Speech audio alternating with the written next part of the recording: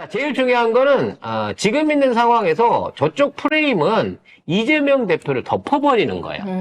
무슨 얘기냐면 모든 언론에서 이재명 대표와 민주당 지도부에 관한 얘기가 안 나오고 전혀 쓸데없는 지금 임모 씨라든지 이런 노모 씨라든지 민주당 안 인사 얘기하는 거예요. 아니면 낙성연합이라든지 이런 용해인이라든지 이런 사람들이 주어로 해갖고 기사들이 뜨고 있습니다. 뭐냐면 지금 민주당의 지지율과 민주당을 끌고 가고 있는 어떤 그 모멘텀이 이재명에 있다는 걸 알아요. 그래서 처음엔 이재명과 한동훈을 같이 붙여가지고 띄워봤는데 결과를 보니 오히려 더 한 달 만에 더 밀린 거야. 윤석열 대 이재명으로 띄워본 거보다 한동훈은 더 많이 까먹은 거지. 그러니까 한동훈이 이번에 독일 가면 잘릴 수도 있다라는 예상이 나오는 게 거기에 있는 거예요. 효과가 없어, 실효가 없어. 네. 그래서 한동훈을 밀고 김건희가 전면으로 나올 수도 있다라는 얘기가 나올 정도예요. 근데 너무 웃긴 게 그러면 김건희가 나오면은 한동훈보다는 이재명을 이길 수 있다는 거야? 나는 그 발상 자체가 제정신인가라는 생각이 드는 거예요. 그러니까 될 때까지 써보는 거지. 아니, 될 때까지 써본다라는 거는 사람이 생각이라는 걸 하는 동물이잖아요. 생각을 해보고 인물을 내세워야죠. 문제는 D-Day가 얼마 안 남은 거예요. 그래서 지금 계속해서 지지율이 빠지고 있는 한동훈 대 이재명 대결 구도로는 지금 이 총선을 못 이긴다고 생각하고 있기 때문에 저쪽은 내부에서 비대의 비대를 바꾸려고 하는 준비를 하고 있으면서 어떻게든 이재명을 덮어버리고 싶은 겁니다. 그중에 특히나 덮고 싶은 게 뭐냐면 공천개혁인 거거든요. 그래서 지금 민주당 안에 엄청나게 공천 때문에 반발이 있는 것 같지만 전에도 말씀드린 절대 그렇지 않습니다. 왜냐면 이재명 대표의 어떤 지지율 그리고 어떤 그 역할 그리고 그에 대한 그 당원들의 지지가 완전히 말하자면 극상에 가 있어요. 이게 약간 좀 뭐랄까 팬덤 현상이라고 봐야 되겠죠. 그래서 이재명이 선택하고 예를 들면 지정하고 밀어주는 사람 또는 이재명이 안 된다고 정리하고 있는 것. 물론 이게 이재명 대표 개인에서 나온 건 아닙니다. 충분한 전략적인 분석과 그에 대한 얘기가 나오고 있는 상황에서 이재명 대표가 영입인사를 띄움과 함께 컷오프할 사람들을 찾아내고 있고 전략 공천에 대한 것들을 진행하고 있어요. 그래서 지금 가장 말이 많은 게 임종석 관련된 얘기거든요. 임종석 같은 경우에는 원내대표도 친구고 전부 다 밀고 있다라는 식으로 해갖고 임종석은 무조건 되는 걸로 가고 있지만 아니다. 그냥 그 지역에 공천 못 준다. 거기 전략 공천하겠다라고 이미 선언을 하고 있는 거예요. 이거는 이재명 대표의 지도력 내지는 영향력으로 갖고 임종석에 대한 이거를 치울 수 있냐 없느냐에 일종의 시험대에 올라가 있는 겁니다. 근데 굳이 치울 필요 없이 날아가게 생겼어요, 이미. 그것뿐만 아니라 지금 문제되고 있는 지역구들의 수박이라고 하는 지역구들에 이미 다른 사람들이 거기에 출마 선언을 함으로써 이제 수박에 도전함으로 인해 갖고 진짜로 뭔가 내부 당원들의 결석을 통한 그 내부 경선 안에서 이걸 털어낼 수 있을 것 같다라는 분위기들이 만들어지고 있어요. 가장 대표적인 사람 중에 하나가 지금 성남에서 이수진 의원하고 경쟁하고 있는 안 떠난 수박인 거고, 지금, 광진구에서, 마치 나는 고목나무처럼 마치 자기가 최다 득표를 할 수 있다라고 큰 소리를 치고 있던 박용진과 정봉주의 대결 같은 거죠. 그러니까 이런 류의 도전에 지금에 있는 터줏대감들이 광진구가 아니고 강북, 광진구 저기죠. 이런 류의 새로운 정치 도전자들 이런 것들이 어떤 새로운 트렌드가 되고 있어요. 그러니까 신규로 뭔가를 개척하는 지역을 가는 것보다 수박이고 뭔가 애매한 사람들에 대한 도전에 대한 정치 신인들의 도전에 대한 분위기들이 이미 전 당원 또는 그 지역 당원들을 통해 갖고 점점 이게 조성이 되는 거죠. 그러니까 이재명 대표는 당연히 지지하지만 우리 지역에 있는 공천 문제는 경선만 시켜주신다면 당원들이 정리할게. 요런 분위기들이 지금 자연스럽게 만들어져 가고 있다는 겁니다. 꼭 여기 우리 이 과천의 왕이 와 있어서 하는 얘기가 아니에요. 전국적으로 호남도 그렇고 경기권도 그렇고 심지어는 대구 경북 쪽에서도 일단 좋은 사람만 뽑아 올려준다고 하면 우리가 이거 정리할게 라고 하는 당원들의 요구들과 행동들이 벌써부터 일어나고 있다는 거죠. 이런 상황에서 이재명 대표의 일종의 용패론, 이제는 누구?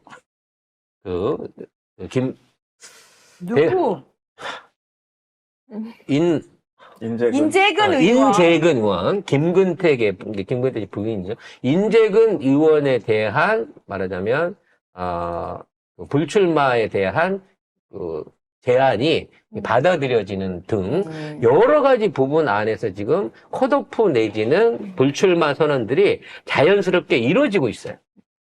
그러니까 거기에 대해서 국짐처럼 나 못해, 무소속으로 갈 거야. 아니야, 난 기현이 출마할 거야 라고 이 대가리를 들밀고 치받는 사람들은 임종석 같은 일부 애초부터 이재명과 각을 세워왔던 사람들을 제외한 나머지 정상적인 민주당원들과 의원들이 자연스럽게 그쪽에 있는 의견들을 받아가고 있다는 거죠. 왜? 지금 있는 상황에서 싸워봐야 경선에서도 안 될 거고 본선에서도 안 된다라고 하는 것들을 인식하고 있는 거예요, 이제는. 결국 지금 이재명 대표를 중심으로 혼자서 하고 있는 듯한 이 공천개혁은 절대 혼자 하고 계신 게 아니에요.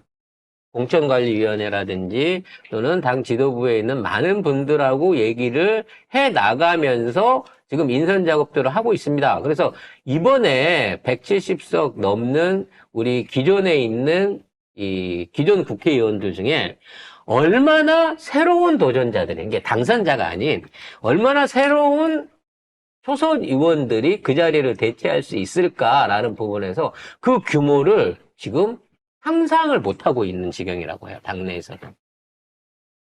아마도 최소 100석 이상의 기존 의원들이 물갈이가 될 것으로 현재 예상이 되고 있습니다. 최소 80에서 100석 이상을 예상하고 있다는 거죠. 정말 물갈이 좀 됐으면 좋겠어요. 진짜 그렇게 될까요? 네. 그러니까 이게 희망사항일 수 있다는 네. 거예요. 계속 그런 얘기 들었어요. 희망사항일 것 같아요. 그러니까 그거를 갖다가 이재명 대표가 그만두세요 또는 이렇게 해서 전략공천에서 떨어뜨려갖고 이걸 해결할 수 있는 게 아까도 얘기했잖아. 우리 지역에 경선만 붙여줘 보세요라고 얘기하고 있다니까. 그러니까 네. 아무리 기존에 있는 의원들이 여론조사를 돌려갖고 제가 50대 30으로 이기고 있습니다라고 주장을 해도 그건 알겠고요. 그래도 단독은 안 됩니다. 단수공천은 안 됩니다. 네. 경쟁은 하세요. 라고 하는 원칙을 똑같이 들이밀고 있단 말이에요. 지금 다들 너무 물갈이 하고 싶어 해요. 너무 물갈이 하고 싶어 하고, 제발. 근데 지금 공천되는 상황들을 좀 보고 있으면 약간 답답한 부분들이 보여요, 솔직히. 그러니까 아직 희망 회로를 아직 못 돌리겠다고요. 아직까지 현역 의원이고 당에서 지역위원장을 하고 있는 의원들한테 무조건 나가라라고 얘기했을 때 이 사람들이 다 이거 내려놓고 이제 그만하겠습니다라고 할 사람은 그렇게 많지 않죠. 네. 그런 의원들은 현역 의원의 10% 정도밖에 안 될 거고 나머지 의원들 같은 경우에는 자기 자리를 지켜보기 위해서 경선이라도 끝까지 해보겠습니다라는 자세로 갈 거란 말이죠. 근데 예를 들어 내가 경선에서 밀릴 걸 아는 의원들 또는 내가 불리하다고 생각하는 의원들 예전 같으면 선택지가 있어서 나 나가서 무소속 할 거야. 나 나가서 낙지랑 손잡을 거야. 뭐 대표적으로 호남 쪽에 있는 의원들이 그렇게 나갈 수 있겠죠. 근데 그런 식으로 하겠다라고 엄포를 못 넣는 게 지네들이 돌려본 거예요. 만일에 내가 여기서 진짜로 당을 나가 낙지한테 가면 어떻게 될까? 어떻게 되긴. 준석이한테 가면 어떻게 될까? 어떻게 내가 되긴. 무소속으로 가면 어떻게 될까? 어떻게 되긴. 경선을 붙어보아서 수용을 하면 어떻게 될까? 알아요, 그 사람들이. 그래서 지금 이 소리 없는 돌풍을 공개적으로 얘기를 안 합니다. 입을 쉬쉬 닫고 있는 거예요. 하지만 경선 룰만 정확하게 나오고, 절대, 그러니까 결선투표제 될지 안 될지 모르겠습니다. 어떻게 돼요? 결선투표제 관련된 내용 아직 확정됐습니까? 3인 경선을 하는 지역이 한 곳이 나왔고, 음. 결선 투표 일정이 공지가 됐기 때문에, 되는 걸로 봐야 되겠네요, 그럼 네, 이제는. 되는 걸 봐야죠. 1위 후보가 50%가 안 되면, 예. 그래서 이제는 결선 투표까지 가는 상황이기 때문에 이제는 단순하게 지역구 의원이라 그래서 물론 50%를 넘겨버리면 할 수 없죠. 예, 뭐 그 정도 된다 그러면 물론 능력도 있을 거고 수박도 아닐 것이고 지역 구민들한테 충분히 인정받는 사람이니까 그런 사람은 당연히 공천을 줘야 되겠지만 그게 아니라고 하면 그 사람이 어떤 형태든 과오가 있었거나 한때 채소 가게를 들락거렸거나 이재명 대표나 민주 진영을 위한 어떤 과거에 잘못된 행적이 있었다고 하면 그 당원들과 지역에 있는 유권자들이 심판할 준비를 하고 빨리 시작만 합시다라고 기다리고 있다는 거예요. 그래서 당 지도부 입장에서는 이걸 대놓고 칼질하고 다닌다는 인상을 피울 필요가 없다는 거죠. 공천 원칙만 지켜주면 되니까. 네. 근데 현역 의원의 입장에서 보면 단수 공천이 매우 매력적이죠. 공천이 사실상 전략 공천과 똑같은 효과니까요. 그래서 이제 발표되는 이제 3차 지역부터 발표가 될 텐데 그 지역에 현역 단수 공천이 얼마나 있는지 이게 아마 말씀하셨던 그 바로미터가 될 텐데 기회조차도 주어지지 않고 현역이란 이유로 여러 가지 이유가 있겠죠. 근데 단수 공천이 더 많이 돼버리면 지금의 상황에 대해서 개선하기 위한 노력의 가장 첫 번째 단계도 진입을 못하는 그런 문제가 생길 수 있어서 제일 다들 관심 있게 보고 있는 게 현역 단수 공천이 얼마나 될까. 그러니까 현역 단수 공천에는 도전자가 없기 때문이에요. 당에서 아예 당신은 그냥 단수로 가세요. 현역이니까 가세요라고 밀어주는 지역이 있다라고 생각하시면 안 되는 겁니다. 임종석이 그걸 바라지만 안 된다니까. 안 하겠다고 얘기하셨잖아요. 네. 그러니까 결론적으로 그러한 특혜를 누리겠다라고 하는 사람들은 결과적으로 자기가 그런 특혜를 요구함으로 인해 갖고 오히려 지역 주민들, 지역 유권자들한테 심판받을 가능성이 높아진 거예요. 자기 이름으로 나는 당당하게 경선하겠습니다라고 이제는 얘기하면서 진짜로 지역 주민들한테 표를 얻을 수 있는 노력을 해야 된다는 거죠. 최소한 새롭게 시작하는 우리 정치 신인들이 선거에 있어서 경선만큼이라도 공정한 룰로 치를 수 있게만 이재명 대표가 끝까지 원칙을 지켜주신다고 하면 그 원칙 하에서 민주당의 공천개혁은 반드시 당원들의 손으로 이루어질 수 있을 것으로 생각하고요. 우리 지금 이제 많은 분들이 솔직히 홍 작가한테 그 보내놓은 게 그거예요. 지난번 여론조사 했는데 너무 많이 차이 납니다. 우리 재관동이 안 되는 거 아니에요? 아니에요. 막상 붙으면 달라집니다. 네. 그러니까 뭐 그게 그리고 뭐 말이 많았습니다. 뭐 기사도 뭐 나오고 뭐 이런 게 있었는데 어쨌든 그 상관없이 뭐 해보면 되죠. 그리고 지금 원래 현역 있는 데는 무조건 경선한다는 거 아니에요? 입장 그 원칙 자체가 그래서 이재명 대표도 경선하겠다는 거 아니에요? 그러니까 당대표도 아니, 본인이 딴걸 경선하는데. 떠나가지고 지금 과천의원 현역 의원인 이소영 못 믿잖아요. 그 이소영의 한 행동들이 있고 그 사람이 어떤 사람인지 우리 지지자들 당원들은 이미 다 알고 있는 상황인데 그러니까 지금 저희는- 수박들이 아닌 척 하느라고 너무 조용한 거야. 잊어버린 분들이 훨씬 더 많아요. 뭘 잊어버려요. 이소영이 어떤 짓거리를 했는데. 지금 여러분 훨씬 생각해보세요. 윤영찬 입 쳐닫고 서른 조용한 거 보세요. 박광훈 조용한 거 보세요. 지금 얘네들은 그냥 사람들이 과거를 잊어줬으면 좋겠고, 네네, 그냥 경선하시죠. 그래갖고, 그냥 기존에 있는 룰 안에서, 왜냐면 합의될 룰 안에서, 그냥 경선해가지고 어떻게든 정치신을 일러서 내가 공천 따면 승리할 수 있다라는 생각으로 그러고 가는 거예요. 지금 이소영, 김한규 이런 애들 다 사실 진짜 제대로 숨어있는 밀정들이고 수박들이잖아요. 얘들 법안 발의해놓은 것만 몇 개만 확인해 보셔도 아니 그냥 이소영은 불체포 특권 포기했다는 것만 해도 사실은 끝났어야 돼. 당에서 있으면 안 되는 사람이에요. 자, 그리고 맞아요. 초선 오족이고. 네. 맞아요. 최근 들어서 아니, 이소영 넘사벽 아니라니까요. 그 여론조사를 믿으시면 안 된다니까요. 솔직히 말씀드려서. 예, 네. 일단 붙여놓으면 됩니다. 자, 그 다음은 이제 추미애 장관에 대한 이재명 대표 비공개 만남이 있었어요. 이걸 왜 내용을 비공개로 하시는지 모르겠어. 너무 궁금하거든. 아마 그 공식적인 만남은 이번이 처음인 것 같기는 한데, 전략 공천에 대한 얘기가 있었다라고 얘기가 나오고 있습니다. 근데 공식적으로 확인되진 않았어요.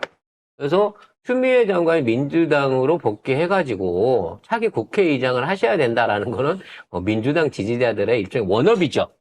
근데 어느 지역으로 올 거냐? 많은 분들은 고민정 지역으로 탈환해야 된다는 말씀도 있고, 심지어 강남에 가서 험지에 가서 붙으셔야 된다는 말씀도 있고, 그 위에 나경원이랑 붙여야 된다라는 얘기도 있고, 여러 가지 얘기들이 나오고 있습니다. 아직 어느 것도 확정된 건 아닙니다만, 일단은 두 분의 만남이 있었다는 것만 하더라도 저는 굉장히 의미가 있는 만남이었을 거라고 생각을 합니다. 지금 추미애 장관에 대해서 이제 약간 그 하마평이 있는 분도 있어요. 민주당에 대한 비판적인 얘기를 하고 계신 거 아니냐. 민주당이 지금 민주당 의원들이 제대로 못하고 있다라고 그 공식적인 자리에서 너무 많이 얘기하고 다니신다 이런 얘기 하시는데 그래서 이제 제3세력으로 구분됐던 추미애 전 장관이었는데 이제는 민주당 안에서 전략적으로 품을 수 있는 사람이 됐다는 거죠. 그러면 추미애 장관이 어떤 형태로든 민주당 적을 가지고 전략공천으로 나오시게 된다고 치면 그 뒤를 이을 사람들이 계속적으로 저는 생겨날 거라고 생각을 합니다. 그리고 진짜 제대로 된 대전들 여러 가지 있을 수 있어요. 나경원 대전을 가장 유력하게 보시는 분들도 있긴 합니다만 여러 가지 카드를 놓고 우리가 전략공천을 통한 적들의 저쪽 국진당의 무리한 공천 장난짓거리들을 저격할 수 있는 기회들이 생길 수 있지 않을까라는 생각을 해보거든요. 그래야 한때 지금 민주당 안에서 적을 두고 있다가 민주당에 못 계시고 밖으로 나가셨던 분들한테 대한 이게 진짜 단합이고 포용이고 연대가 아닌가. 그 실천이 추미애 장관하고 전 장관하고 만남이 아닌가라는 생각을 해보게 됩니다. 아니, 추미애 장관도 옛날 얘기 그만하셔야지. 왜 그렇게까지 합니까? 근데 그렇게 해가지고 네. 지금 계속 퐁당퐁당 해가지고 이 일만 커지는 거 아니에요, 지금. 좀 그럼에도 불구하고 이제 답답해. 어떠한 형태로든지 합의가 나오게 되면 아까 얘기했던 대로 진짜 제대로 된 민주진영의 포용 또 진보 진영하고의 연합적인 비례제에서도 역할이 있으실 것으로 저는 기대를 합니다. 좋게 보자고요, 우리 그렇게 됐으면 팬들은. 정말 좋겠습니다. 네. 네. 저는 별 기대 안 합니다. 네. 좋은 쪽으로 기대합시다. 다들 의견이 다를 수 있으니까요. 네. 저는 이미 기대를 접었습니다. 그분에 대해서는.